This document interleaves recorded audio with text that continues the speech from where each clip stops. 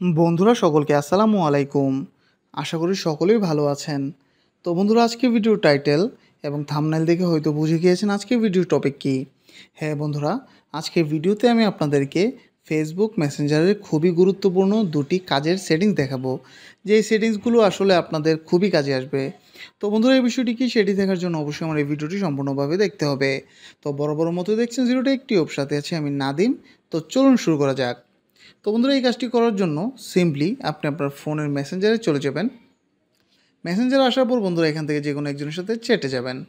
তো চ্যাট মানে কনভারসেশনে আসার পরে সবার উপরে ডান পাশে দেখবেন একটি আই বাবলের মতো অপশন রয়েছে। সিম্পলি এটির উপরে ক্লিক করবেন।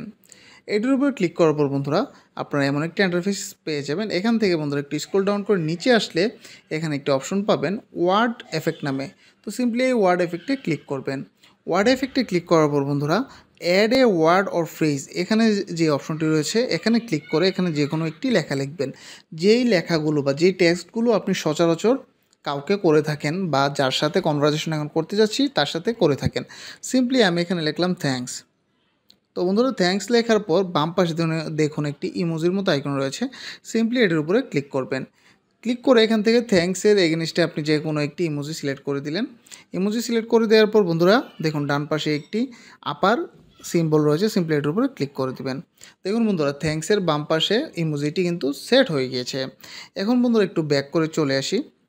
ব্যাক করে চলে ওনার সাথে আমি চ্যাট করার জন্য বা কনভারসেশনে এখানে এসে জাস্ট এখানে থ্যাঙ্কস লিখি। খেয়াল করুন বন্ধুরা, এখানে থ্যাঙ্কস লিখলাম। থ্যাঙ্কস লেখার সাথে সাথে এটি বোল্ড হয়ে গিয়েছে এবং সিম্পলি এটিকে সেন্ড করে দিলাম। খেয়াল করুন বন্ধুরা, থ্যাঙ্কস লেখাটি সেন্ড করার সাথে সাথেই যে ইমোজিটি আমি দিয়েছিলাম এটি কিন্তু এখন খুব চমৎকারভাবে ফ্লো করেছে। আবারও খেয়াল করুন, থ্যাঙ্কস লিখলাম, খুবই চমৎকারভাবে কিন্তু ইমোজিটি এখানে ফ্লো করেছে।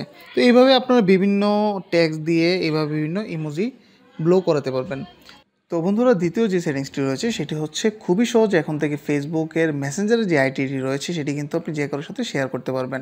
এক্সাম্পল হিসেবে আপনি যদি কাউকে বলেন যে মেসেঞ্জারে কারোর সাথে চ্যাট করার জন্য এবং সেই আইডিটি খুঁজে পাচ্ছে না, সেই ক্ষেত্রে কিন্তু আপনি এটি খুবই সহজে শেয়ার করতে পারবেন। এই জন্য সবার উপরে ডান পাশে যে আই বাবল অপশনটি রয়েছে এটির উপরে ক্লিক করবেন।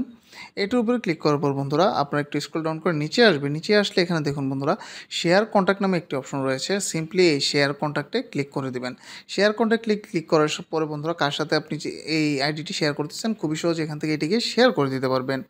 তো বন্ধুরা, এটি আমার কাছে আসলে খুবই ভালো লেগেছে, এই জন্য আসলে আপনাদের সাথে শেয়ার করেছি।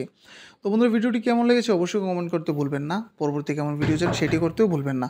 দেখা হবে পরবর্তী কোনো টেকনোলজি রিলেটেড ভিডিওতে। ততদিন পর্যন্ত ভালো থাকুন, সুস্থ থাকুন, সবসময় জিরো টেক টিউবের সাথে থাকুন। ধন্যবাদ সবাইকে।